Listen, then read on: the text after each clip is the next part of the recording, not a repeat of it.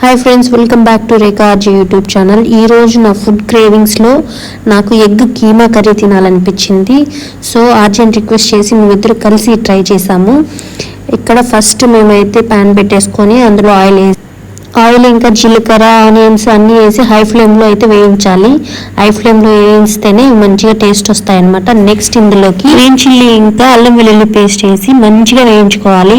ఇది కూడా medium to హైలో ఉంచుకొని చేసుకోవాలి. మొత్తం ఇలా మంచిగా వేయించుకున్న తర్వాత ఇందులోకి చిటికెడు పసుపు, టమోటో మంచిగా తరుక్కొని మీడియం సైజ్ది వేసుకోవాలి.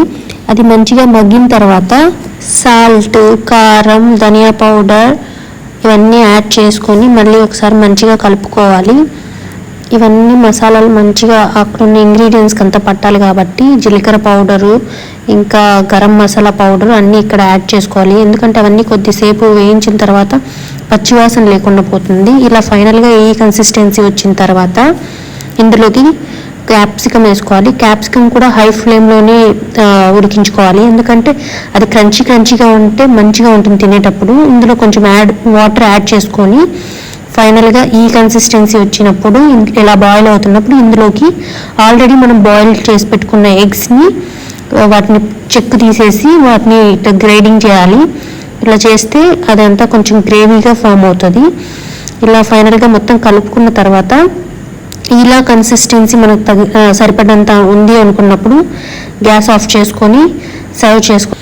మేము దీని కాంబినేషన్లో నాకు క్రేవింగ్స్ అని చెప్పాను కదా, సో నాకైతే పూరి తినాలనిపించింది దీని కాంబినేషన్లో. సో పూరి అయితే ట్రై చేస్తున్నాము.